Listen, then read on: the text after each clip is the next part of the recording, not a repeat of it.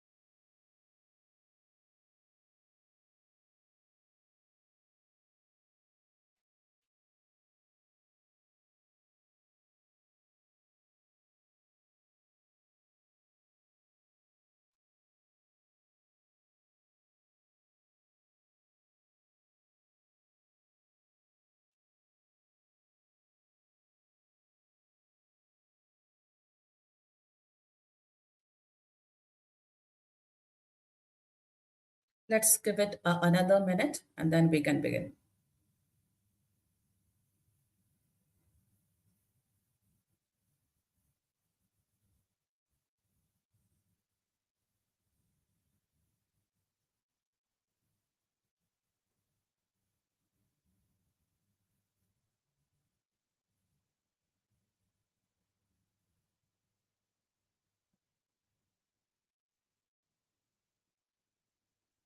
Okay. All right. Good afternoon, everyone. I'm Swagata and I head marketing here at Securitas India. Thank you for joining us on this insightful webinar, The Hidden Cost of Bad Hires. Before we begin the webinar, let me just say a few ground rules. The webinar will be for 60 minutes. The first 50 minutes, our eminent speakers will take us through their curated content.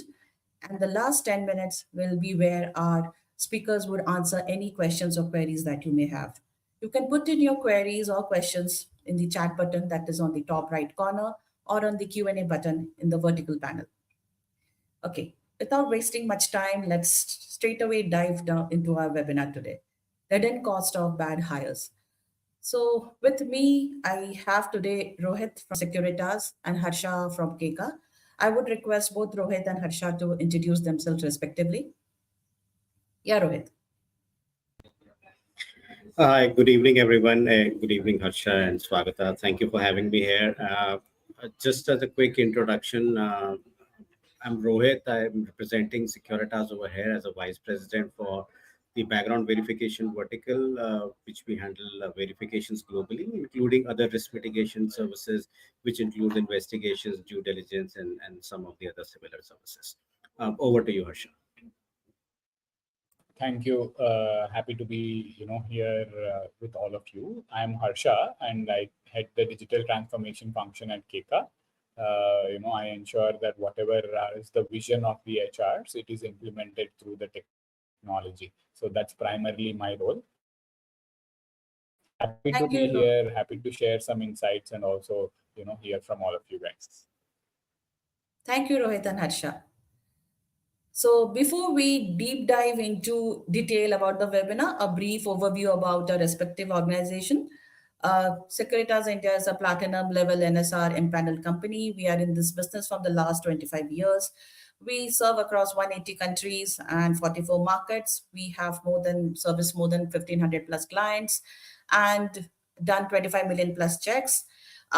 We are a PBSA member, CRISIL A plus rating, OVC certified, and we are into leadership due diligence, employee verification, vendor due diligence, audits, instant checks, and advisory. Uh, Harsha, I would request if you could just say briefly about your organization. Sure. So Keka, I'm sure most of you know, we are a leading HR tech platform in India and now expanding globally. We call ourselves Global People OS, which is like the people operating system. So everything right from hiring to retire, we meet the company's HR tech transformation goals. We currently have about more than 12,500 plus customers, one of the highest served customer bases. So expanding globally now. So very happy to see this journey with all of you guys. Yeah, we are headquartered in Hyderabad, but present all across the globe. So that's a brief about our company, Swagata. Thank you. Thank you, Rohit. Thank you, Harsha.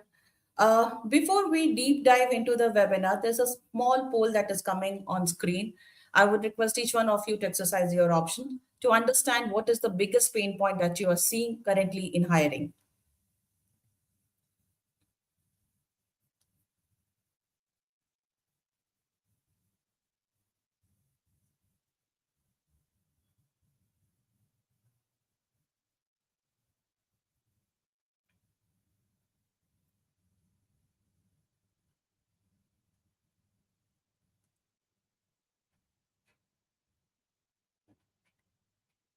Very interesting. It's like the two important things that is coming as like 33% says slow turnaround time from offer to joining, but it's around 20% says inconsistent check across vendors, where the 8%, talking about discrepancies.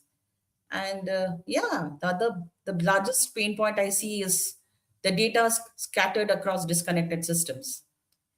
Well, we are here to help you in this. So this is all about this webinar is all about that.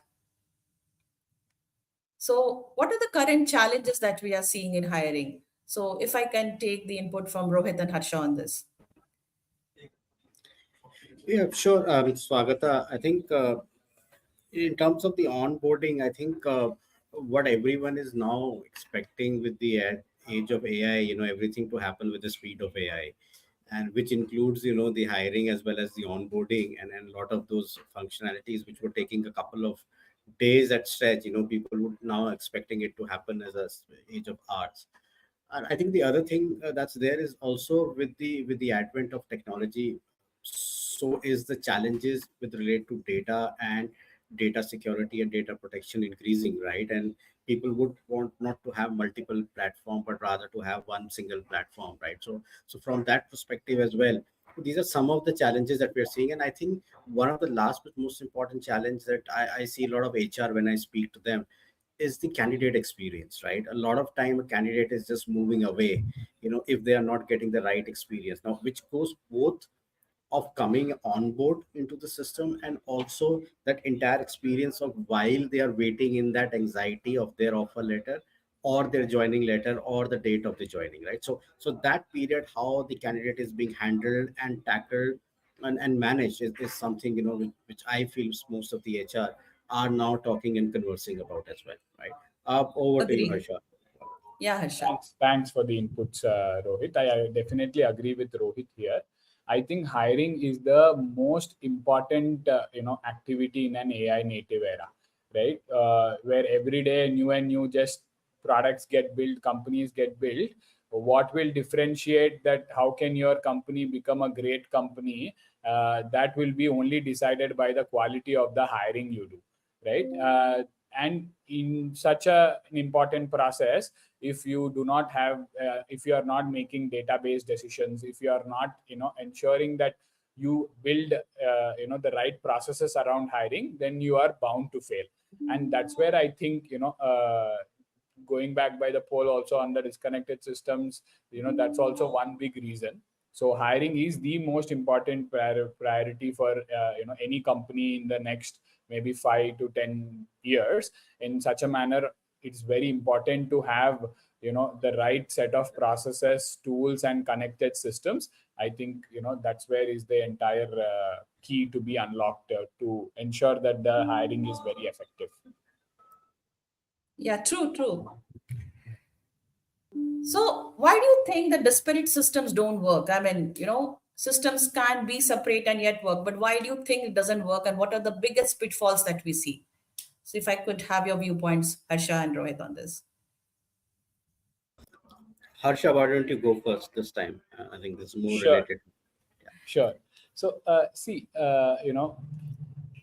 from a business standpoint, right? It's an entire business in one, right? It's not like your HR is a separate business versus finance is a separate business. It's all connected businesses. So if your processes and if your overall goals and everything are connected, why shouldn't the systems be connected? Okay. And we talk about how silo mentality or how silos getting formed in organizations are the one big reason why organizations don't make progress. Then in the systems these silos occur. Okay, let me take an HR specific example. Let's say today you do a performance review in your organization, and you see that a couple of months later there is a heavy attrition, maybe because you didn't do the performance well, maybe it's not something that the employees are expecting. Then how do you get to know that it was because of the bad performance?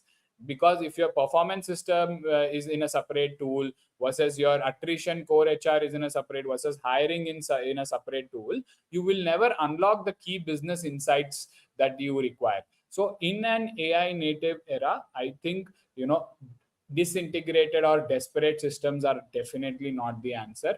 Connected platforms, connected ecosystems is where which will help unlock better decisions for you and give you that visibility which a disintegrated system might not provide. So that's why I think it is very, very important that your systems are connected. Even if it's an external systems, they should be connected. So this is my view on this, Swagata, and I maybe want to hear from Rohit what does he think as well. Yeah, true. Yeah, I think Harsha completely in line with what you just said, and I think Swagata, while this may be a more repetitive and during the entire course of the next 40-50 minutes, it might be a few. Just to make it clear, one is that the separate systems, right, or the silo system does not work from two basic perspectives. One, we are into risk mitigation, right? So for us to ensure that the verification piece is where it brings the trust in it, right? While the technology piece can bring the faster results, parse the resume quickly, get the uh, interview lined up, have a quicker set of assessments happening, right? But that trust of is this the right person giving the right credentials comes with verification. Now, if there is separate system, it delays. If there is a delay, it then also impacts the risk mitigation process itself. So therefore, integrated system works.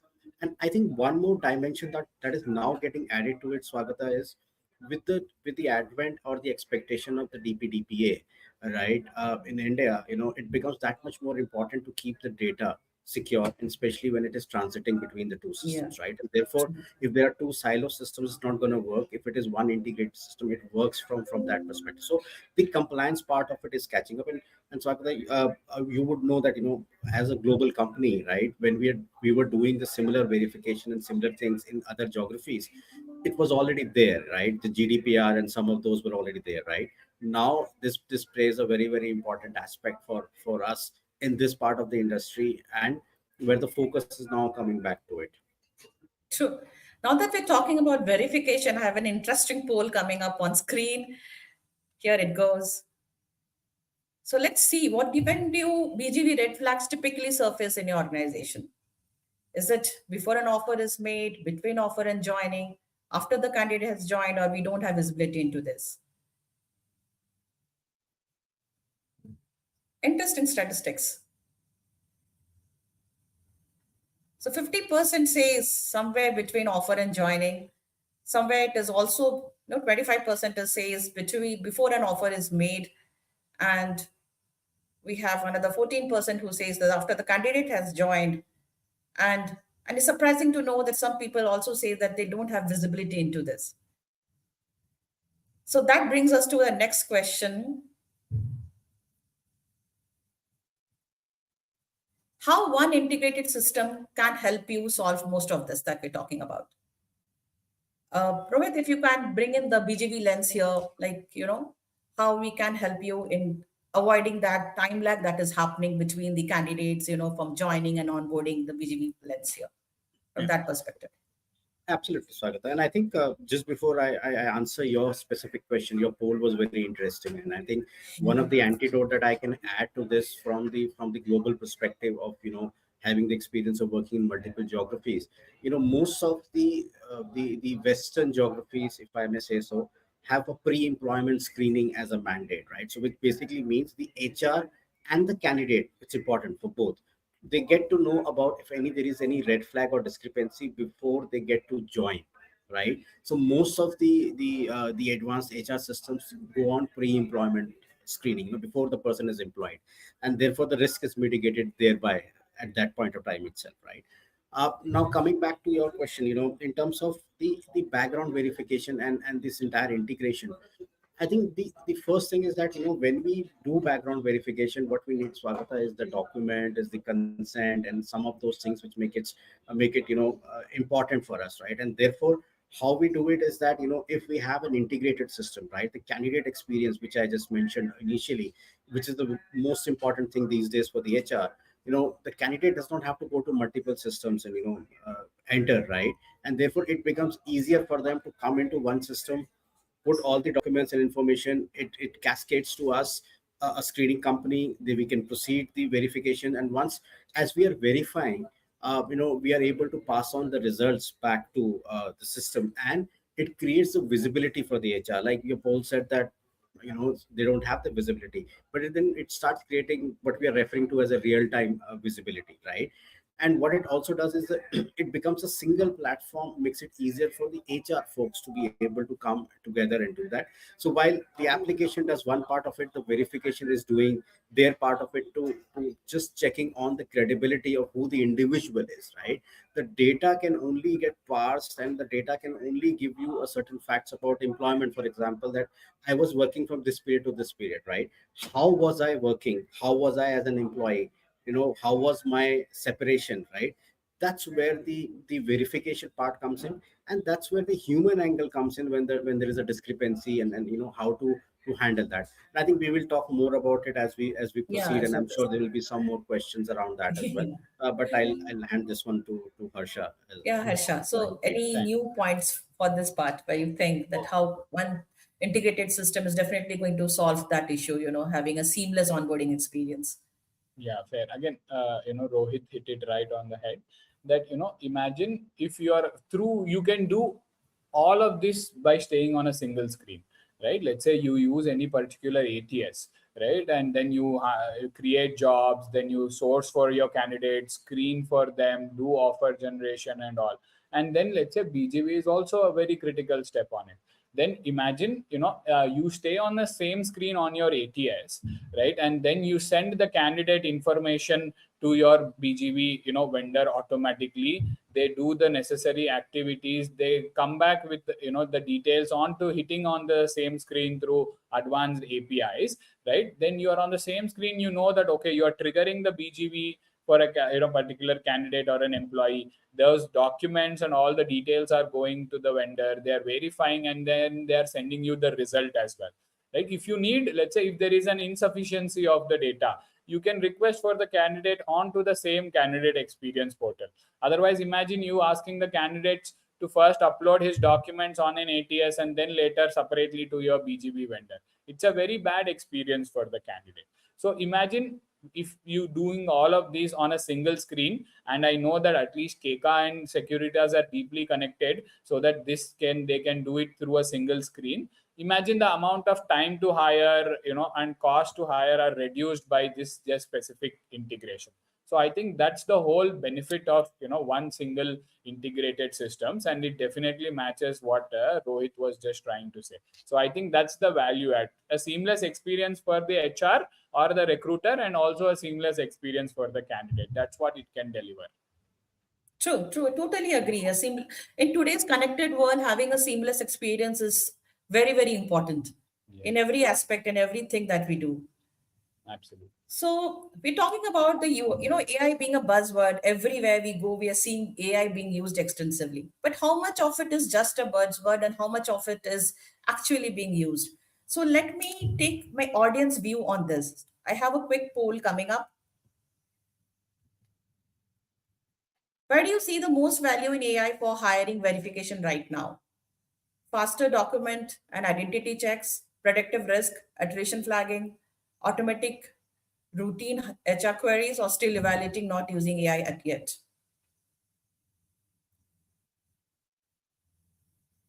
It's really interesting to see the statistics. 50% says automating routine HR queries. I completely get your point and I completely agree to what it's showing in the statistics. 35% says faster document and identity checks, whereas 11% says predictive risk attrition flagging. Okay, and we have 10% who's still evaluating not using AI yet. You're not far behind. Okay. So, Harsha and Rohit, what is your take on AI being used extensively in HRMS and in BGV? If you could just talk about from your respective products and services. Yes, How Swagata. are So you using AI? I'll pick this one first, and then before Harsha jumps in, I think AI has been big advantage and a disadvantage, or a boon or a bane, as they call it. While it has helped us to faster our verifications, right, and to be able to be more predictive in being able to check on certain aspects of it. Uh, but what it has also created is the other side of the problem, where we have now deep fakes. We have a situation of synthetic IDs and some of those things. It makes them that much more complicated, adds one more dimension to the entire trust factor, Swagata. So I think it is a dual-edged sword, to be honest with you. But yes, definitely it helps us to there are a lot of tools that we now have in our system. We are able to give our clients some bit of a predictive analysis around looking at the documents using digital forensic. That adds value to what we are doing. The human angle of it, or the human part, which is human resources, we are dealing with someone's career at stake. There are a lot of things which are in between the lines, which have to be read, which have to be verified, which have to be validated from time to time. But definitely when it comes to the artificial intelligence part of it, it works for us in both ways. So I agree in some Harsha, aspects, your like for views the on BGV this? lands also, it helps in automating a lot of routine work, like when you are uploading your documents in the BGV system, and in case of, when you are uploading your identity documents, in case of a PAN, by mistake, if you upload an Aadhaar, the system itself, the AI is able to read and let you know that you have uploaded a wrong document. So, it kind of speeds up your process. So those kind of a things, passing data from the upload data, what you've uploaded in the system. There it definitely helps, but I agree with synthetic identities and fake resumes and all. The human angle is very much needed. The human expertise, what we call. So yeah, Harsha, what do you think about how are you using leveraging AI in your HRMS platforms? Oh, yeah. Again, I am listed some of the use cases here. Like you see, for example, uh, talking specifically about hiring. Let's say if your ATS is smart enough to understand all your current job descriptions, and tomorrow if you are creating any new particular position or a role, the AI by itself gives you the most relevant job description, right? And then let us say you have thousands of candidates applying. How can you get the best 10 candidates out of the pool, right? Can the initial level rounds be done by AI, which is like the AI based interviews, right? So these are some of the key places in hiring which helps us to at least for our customers, it has ensured that they save a lot of transactional work, and that will give them time to do very lot of strategic work per se. So in fact, the highest adoption of AI is within the hiring process. So I think it is of significant impact, and thereby I agree with the results of the poll as well, that majority, if you are able to automate all your transactional activities, then it will buy you time to get involved in the strategic aspects. Strategy. Saying so, human in the loop, which we call HILP, human in the loop, is very, very important, and just AI will not be the answer. So yeah. True. All right. Since we're talking so much about human on the loop, let's just talk about dwell upon the human element in onboarding. So, ultimately, whatever software, whatever process we are setting up, it's to be used by human and it is for the human, right? So we cannot just ignore that human part, right? So we wanted to understand what technology should support, not replace on both sides of the spectrum, be it from the HRMS perspective as well as from the BGV's perspective. So Rohit, if you could let us know from the BGV perspective, which are the part where you think that how do we should go about, what should be automated, what should still be where we require a human expertise to dwell into, and if you could cite some examples also. Yes, Swagata, that's an interesting area, and I think there's always that debate that's been happening for from the last few years, since the advent of AI and machine learning and robotic process automation, right? Where how much of a human do we really need, and specifically in the BGV part of it, Swagata. So I think we cannot take away the human element at all from the entire process at all, because I think that's the most important aspect of it. There is, as I said, when you do verifications, right? If I were to take an example, if I were doing a verification for Swagata, I can do the numeric part of it, the semantical part of it, with a lot of API and a lot of those things. But the element of subjective, the element where it really matters, you still need to speak to some people, take a feedback, and work on it. For example, you said, can you cite some examples? So we do get requests from a lot of HR saying that, can you do my employment verification with the help of the provident fund number, or the UAN as we call it in our industry, right? Absolutely, yes. Does it speeden up the process? Yet it does. But what am I really getting? I am getting to know what is the start date, end date of the candidate. Was there an association with the candidate, with the company that he or she is claiming it to be? But Swagata, what I do not get about is the individuality of the candidate, if I can put that way, right? How was he behaving? How was he performing, right? Did his separation happen amicably? A lot of those things, questions remain unanswered, and those are very, very vital things. See, at the end of the day, who are you recruiting? You are not recruiting a bot. You are actually recruiting a human being who's going to either walk in or work from home in a brick and mortar setup with, and what he or she is going to bring in is not just the intelligence or the core competency, is also going to bring in a lot of emotions and a lot of other things with himself or herself at your office, right? So it becomes important.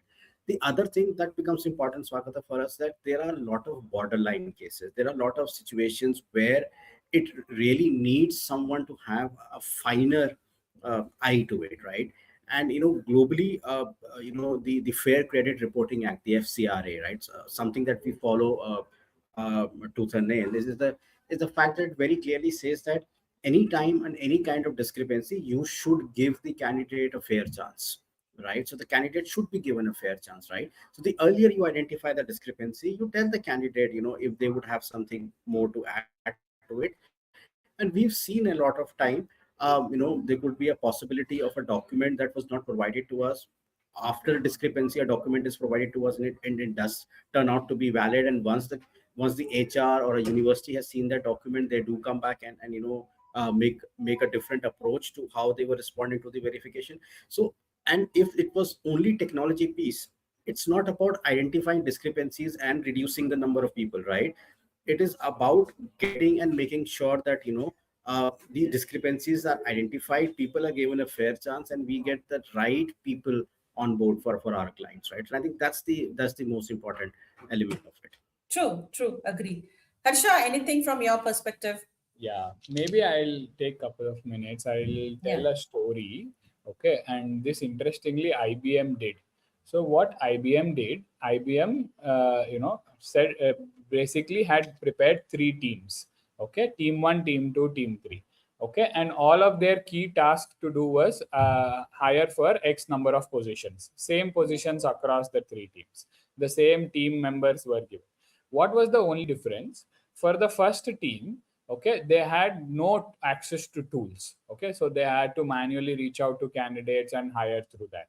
Okay, team 2 had basically access to all of their AI tools and technologies, right? So that was the difference. And the third one was entirely AI, right? There was no human as part of the picture there. Entirely screening to hiring was owned by AI. So what was the findings of this? They gave a certain equal amount of time to all of them to go ahead and hire for those positions. Then they have, after the time, they did an analysis on that. They have noticed that the team one, who were fully humans without any technology, they noticed that they could not close it on time, and the cost was too high in the only human, team. And then in the only AI team, it closed all the positions on time. The cost was in fact nothing. Okay, and the third team, which is both technology plus humans, they were able to close on position, and the cost and time were decent. But once they 6 months later reanalyze this data, they noticed that the people that only AI had hired, they left the organization within the first 6 to 8 months, right? And then the people who were hired manually, there were a lot of performance issues with them, right? What they had noticed that the team or the people who were performing the best were the team two, who were AI, who leveraged AI plus human in the loop aspects, right? So I think that's a strong indication that it cannot be only AI, right? It's more the human who is augmented or enabled through AI will be giving you better and efficient results than only AI or only human alone. I think that was a very powerful story that I thought I should put it across here so that the audience listening can take value from it. Yeah. Completely agree. I mean, this is a very interesting perspective that you came across, because these days I see most, you are interacting, your interview is taken by a bot, your resume is screened by AI. So somewhere I feel, the human element is missing. And that should not be the case, I mean, ultimately AI was been invented by humans, so it cannot run human. It has to augment human. Yeah. With that, let's come to the next part. Before we jump in, Swagata, I think there are some questions that have come up in the chat. yes, Should we yes. just take them up Yeah, now, or do we we have take them few later? interesting questions. We can take it up now also, or we can park it till the end. Okay, we can take it up now, few questions. Okay, So, okay. okay. So Anusha says Yeah, human intelligence plays a sacrosanct role. Completely agree. AI can never replace a human intelligence. It can only can augment. So we have a question from Swati who says, how does Securitas India adapt its screening practices globally while maintaining a consistent global benchmark for background verification? Rohit, can you take this up? yeah. I think that's a valid question. So, interesting question as well, Swagata. So, see, Securitas being a global organization, we're there in almost 44 geographies, spreading across 180 plus countries. So I think global background screening is not just about having a checklist and saying that we are doing the checks. It is about understanding and identifying the risk for each and every geography. It could vary, it could differ, and also about the local elements, which is specifically the local compliances, privacy, the culture. A lot of those things have to be kept in mind when you look at it as a global perspective. And then you build is a global comprehensive uh, risk mitigation plan from a hiring perspective, right? And all of those elements have to be kept in mind, when we are doing this. I think, you have to identify a partner first of all, who is present, is available in those geographies, understands them, understands the core of the hiring over there. You may be hiring from gig workforce in some countries, which is very common. In some countries it could not be the gig workforce. You may be hiring more of scholared people, and therefore your hiring and your risk mitigation, everything has to be augmented in that way, which is able to understand the local nuances of the local geography that we are talking about.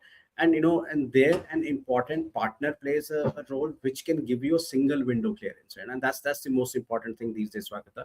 Not just about, even if you're not a global company, even if you're an Indian company, it's very easy that you may today find someone who has done his masters from some other country and is now coming back to India, or has worked as an employment stint in some other country, is now coming back to India. A lot of people that are moving back to India, and therefore you need a background screening partner who can do the verification with the equal finesse and equal compliances in the USA, the same with the same finesse in Morocco, with the same finesse in Dubai, and with the same finesse in India, right? And for that, I think a global perspective and having that global benchmark is important. But you cannot have that, every the same shoe fits everyone. It doesn't work that way, because local compliances matter. Like for example, in Europe, in certain countries, the moment you finish up a verification, especially for an ID check, Swagata, we have to go ahead and delete the ID from the system and give a confirmation back.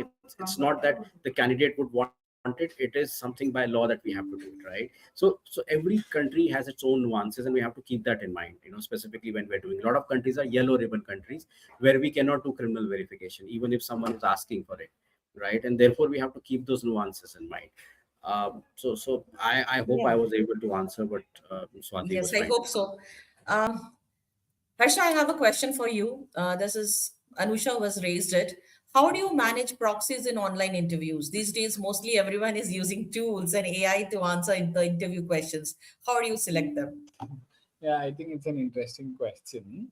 Although there are, certain technologies that through which you can try and detect, but it's just a constant game between the hiring and the candidates team.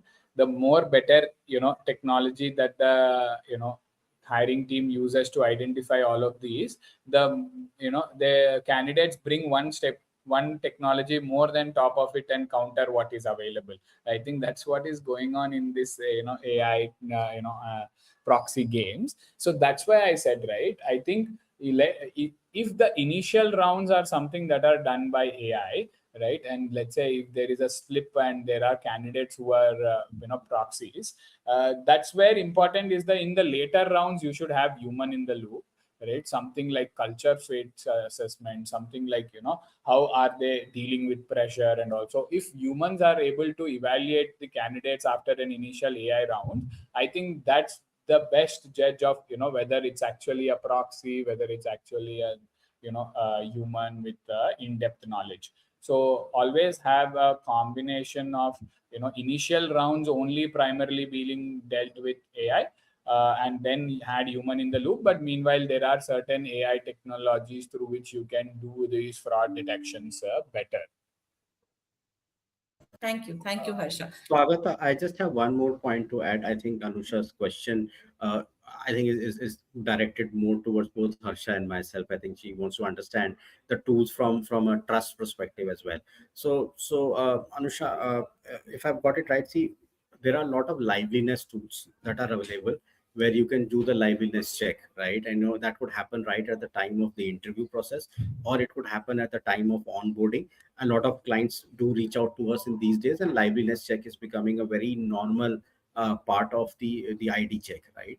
and it's happening, and where the video is made a comparison, like for example, whether am I speaking right now, or is it more of a bot answering and I am just moving my lips. So that's where the liveliness check comes in, and you could do that check on me, and we could at this point of time itself. So that kind of a solution is available.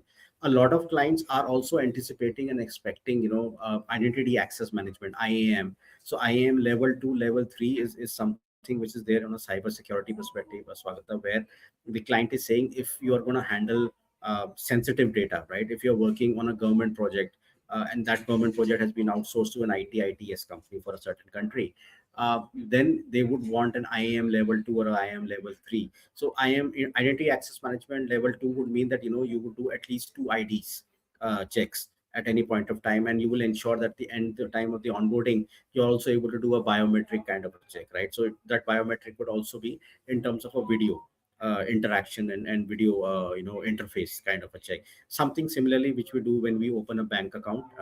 If you would recall, you have the digital verification happening at the time of digital opening of the bank account, something of that sort. So I don't know if Anusha's question was something related to that, but I know most of the people do ask those questions, so I could correlate to it. Back to you, Swagata.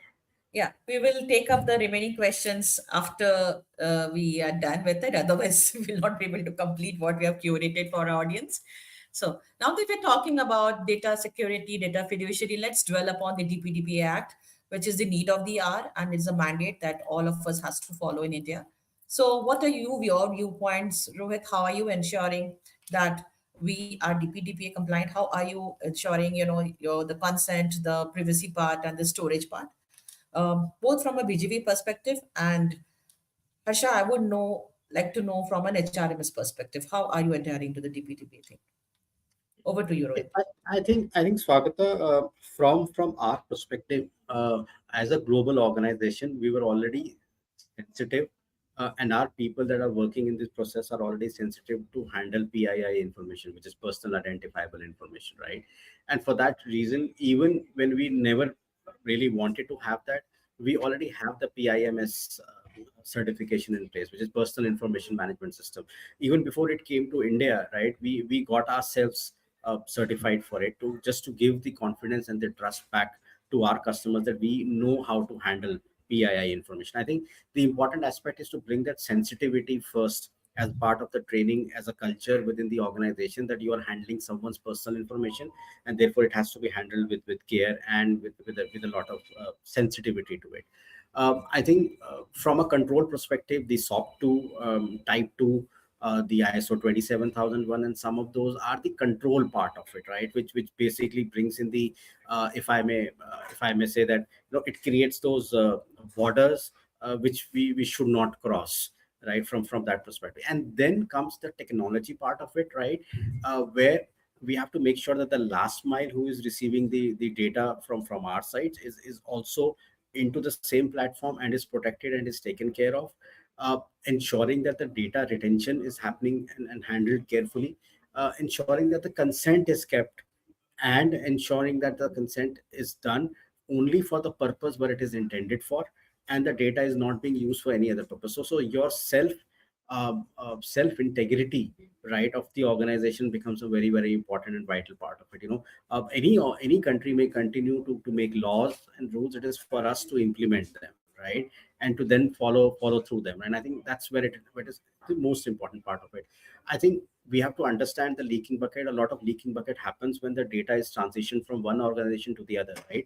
Especially when we are sending it through emails and things like that. And that's where this kind of an HRMS integration through API, which makes secure channels, right, makes it that much more sensible and protecting. I think one last piece that I would want to add over here is the client who is sharing the data with us of the candidate, or the candidate sharing with us. There also needs to have the awareness. A lot of times the client do come back to us and say that, can you please keep the data for XYZ period. They find it is easier whenever we have something, we'll keep asking for it. I would say that perspective has to change.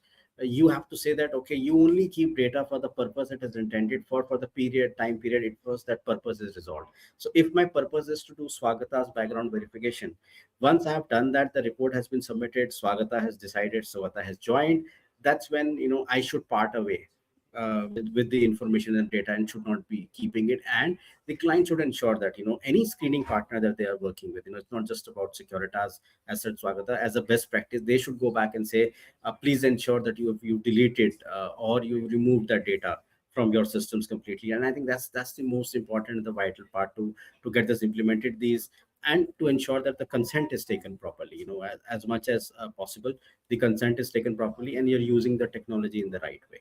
I think that these are the 3-4 things, that come to top of my hand from that perspective. Absolutely. Harsha, I would like to understand from your perspective, how are you complying with the DPDP Act? Yeah, sure. Again, Keka is a fully compliant DPDP Act, application. From a hygiene, what to do, how to do, I think Rohit has beautifully, put it out. But maybe I'll take up on the technological piece, right? Let's say one of the aspects that Rohit told is consent, right? Let's say if whenever you're onboarding an employee, as part of the onboarding, imagine that because the system knows that it should comply to DPDP Act, it shows up a screen where it shows that as an organization they are using XYZ tool, and consent from the employee is sought, right? So all of is such important critical features, right? Like Rohit also said, APIs, right? Are the APIs encrypted, or is the data that is transferring, is it secure? So not if your system is able to understand the act in itself better, and the features are designed in such a manner that it is easy for any company to be compliant with those, that's more important, right? Like I said, when in Keka, at least whenever an employee is logging into the first time, it takes a consent that, hey, your organization is using Keka, we will be using it for these processes, and we would need your consent, right? And then RBAC, which is roles based access control system, right? Imagine you are handling one of the divisions in your company, then you should technically be having visibility only into that division. You should not be having across division. So all of these RBAC related features, and then hosting, right? As much as possible, HRs should understand behind the technology, where is the data hosted, where is the backup hosted, right? Can you replicate the backup? Let's say like something tomorrow, if they decide to part ways this with X technology and move to Y, how will they get the data? What will the remaining data be done by the X? So data purging, data retention laws, all of these should be understood well by any HR. And especially in this AI age, it's very, very important to know what is the tool and how is that their data going to be used in the AI engine. So I think any good technology should have, or should understand the act well, and should have features in such a manner that automatically it is embedded as part of the process, instead of just knowing the act and without any features, it wouldn't be useful for any HR. So those are my inputs, Swagata. Absolutely. So that brings us to the workflow. So Harsha, if you could take us through the Keka workflow, what it is and how is the architecture looks like. Sure. So for the audience listening, right, like I from initially, like me, Rohit, and Swagata were also mentioning, I think connected platforms are what is the need of the hour, and something that will stay relevant to the coming few years. If your systems are disintegrated, then it doesn't work. That is the entire exact USP how Keka is built, right? So this is our platform architecture. So if you look at it, right, your core HR, which there is onboarding, offboarding related data, the HRIS, time tracking, and other aspects, which is the central to all the rest of the key modules outside, right? Like for example, hiring, like for example, performing, like for example, engage in rewards, like for payroll, like for PSA. So it is a completely, granular architecture where core HR sits at the bottom, and it connects to all the hire to retire suite that is sitting around them. All of this at the same time ensuring that the integrations are proper, there are proper roles and permissions and user interface. So that this is the modular architecture through which we enable a continuity across business processes. And like I said, we don't differentiate saying, okay, learning is a different L&D team, hiring is a recruitment, right? Payroll is done by the finance. all of this comes together into this particular architecture, and it acts like I said, we call ourselves like a people OS, which is the people operating system. So anything that has to do with the people, it we used to do. And this is the hire to retire architecture. Apart from this, like I also said, for example, the integration with Securitas, we extend the scope of the HRMS to integrate with BGV, integrate with let's say your ERPs on a single click through well built connectors. So that's how we ensure that the vision of systems being connected to each other is achieved.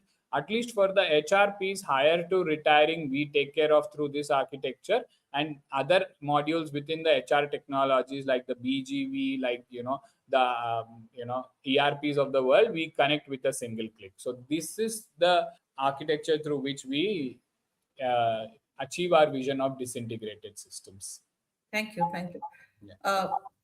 Rohit, I would like to know from you, how is Securitas India getting integrated with HRMS platform, and what are the type of integration we have, and how is the data being flown in and flown out?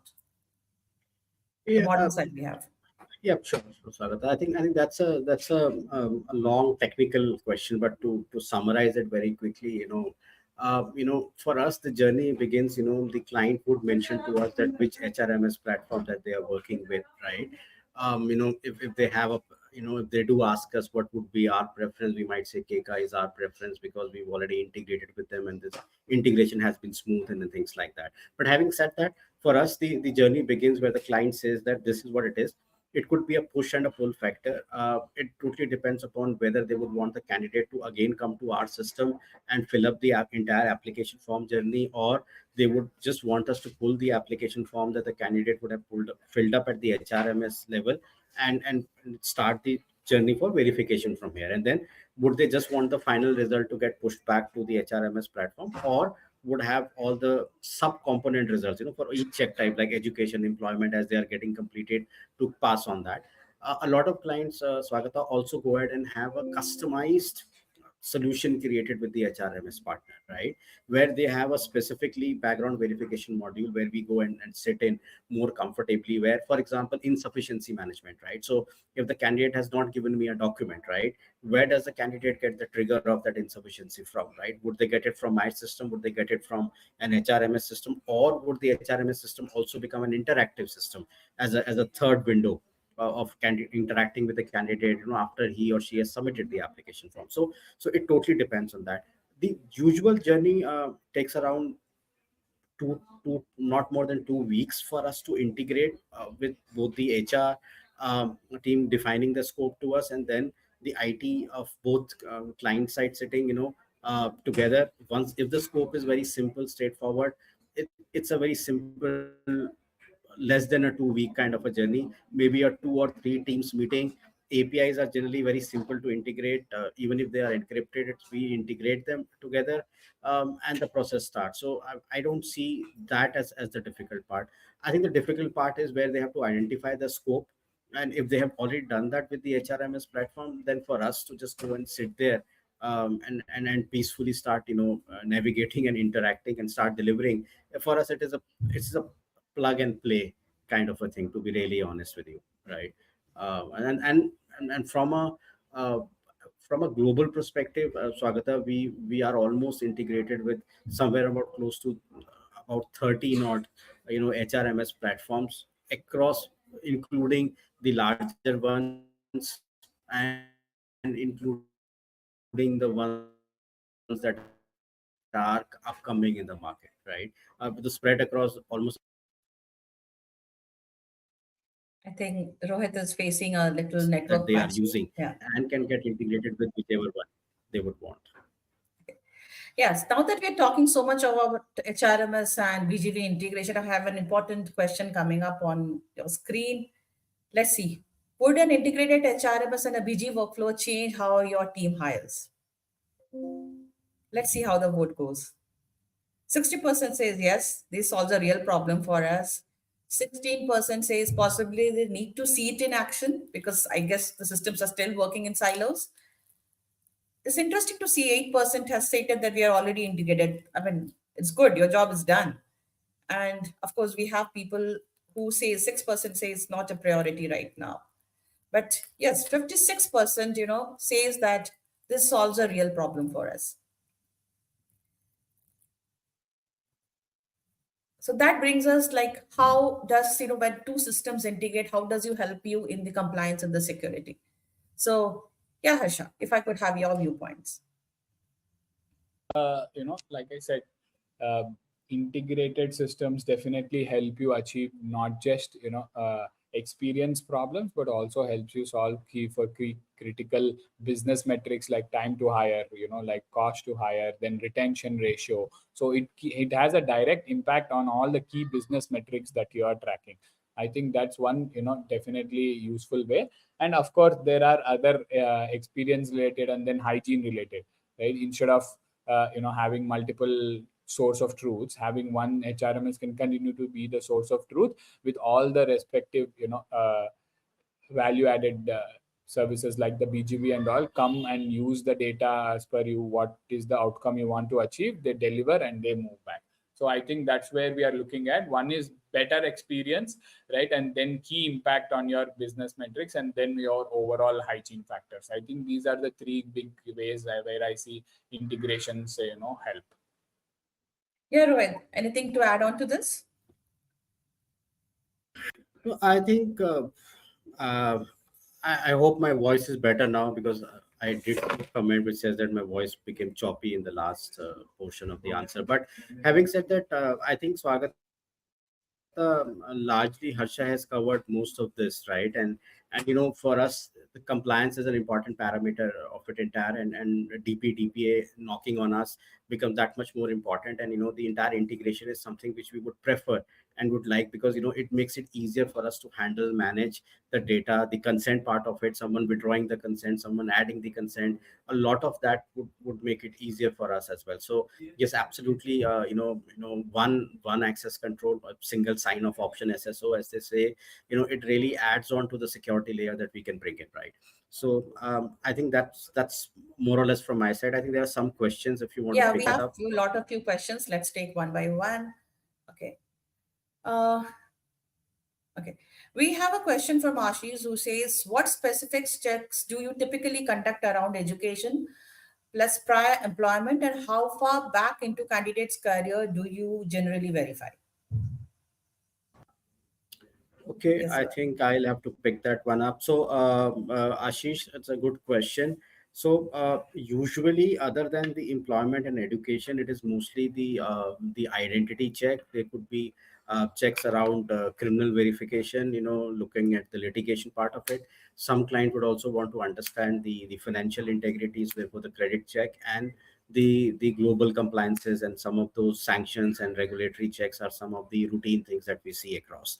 How far back do we go in candidate's career?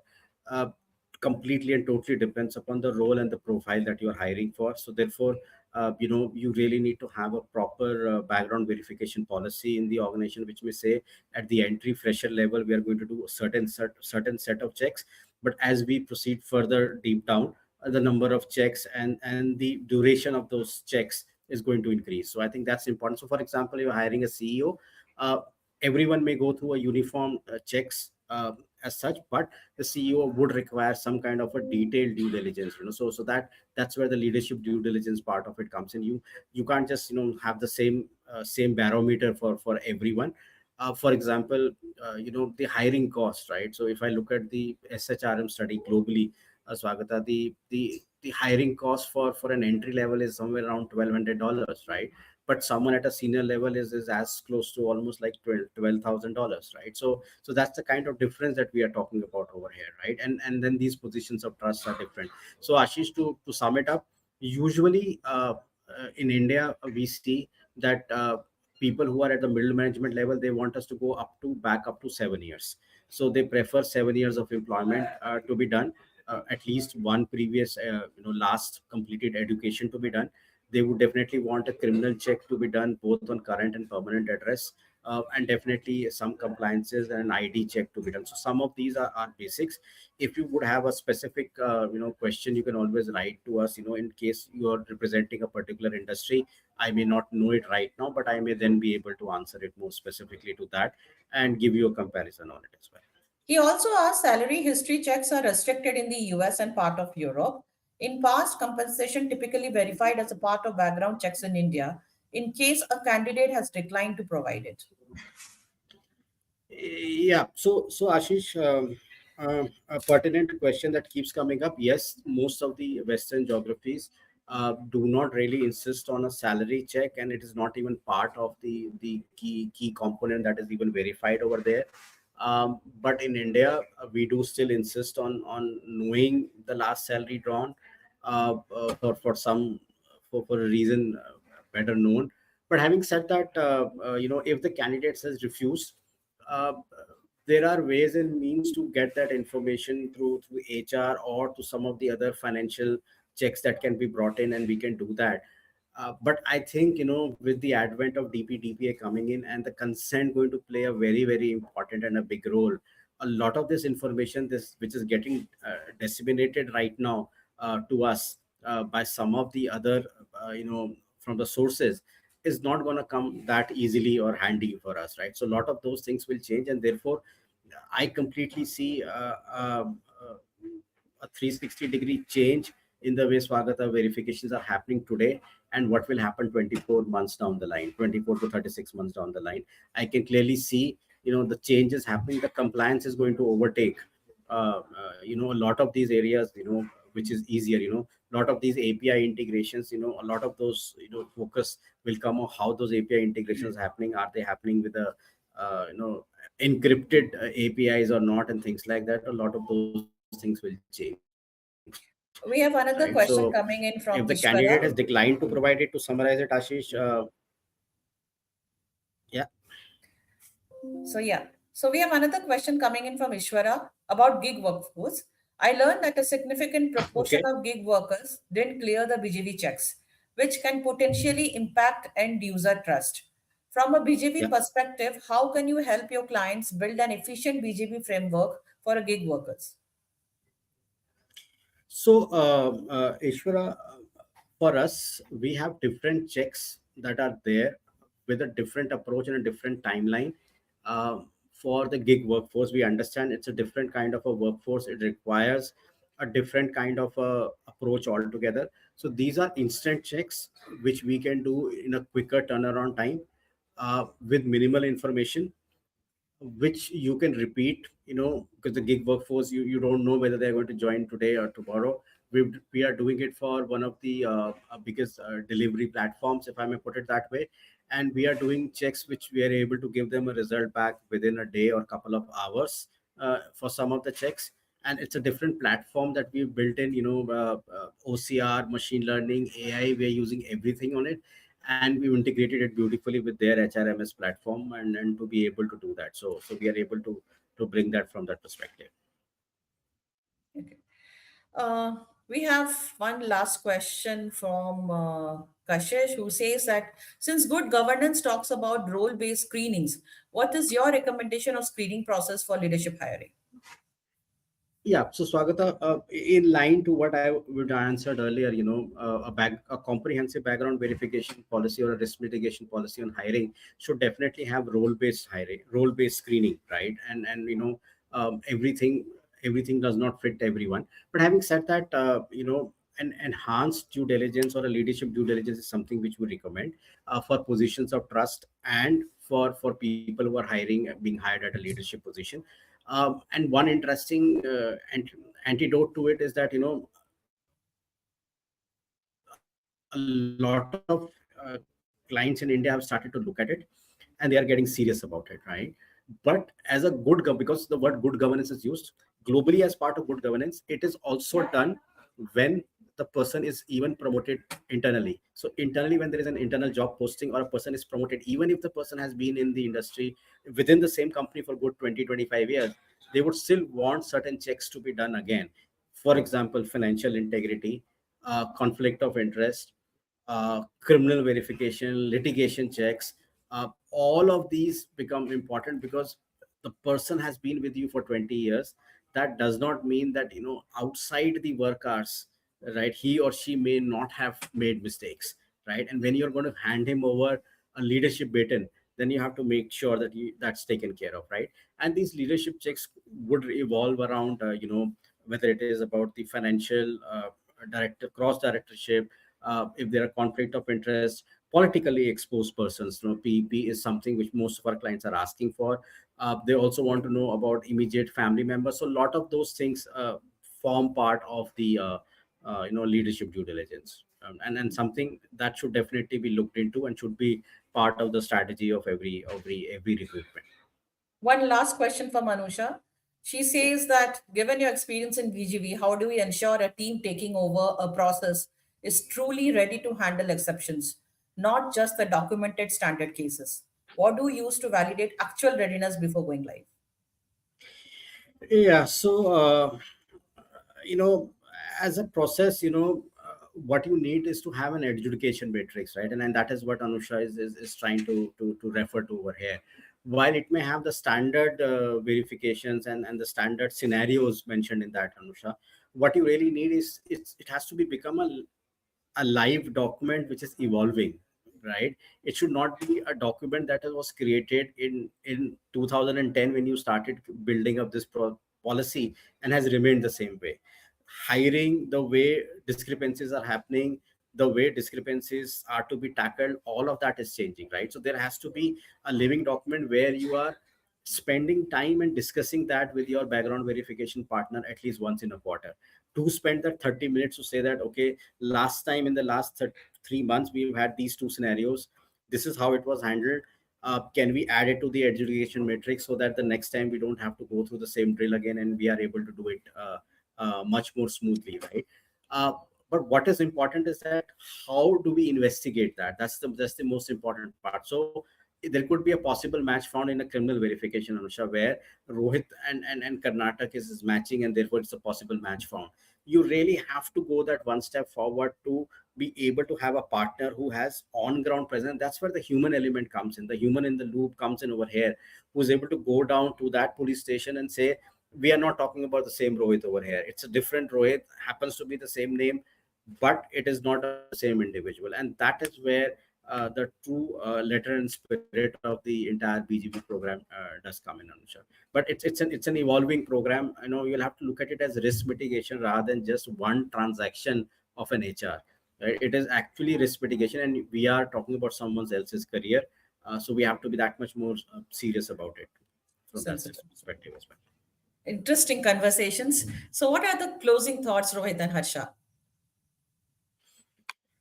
Uh, Well, from my side, while technology plays a very important role, cannot shut it out, and artificial intelligence, machine learning, all of that is going to remain, uh, and it can faster our verification process, programs, onboarding process, program experience. I think the trust factor will still come with that human angle to it. So that human in the loop, I really like what Harsha used. That human in the loop is the most important part of it as well. While technology can automate our hiring decisions, Swagata, right? But it it cannot, or we cannot outsource the entire accountability of our decisions, right? So the accountability of a decision of hiring the right person still remains with the HR, and therefore as an extended arm remains with us as a background verification partner, right? So that cannot be outsourced, and therefore the nuance of the human element cannot go away from it. So that's my Wonderful. takeaway on it. Yes, Harsha. Anything from your Yeah, end? I think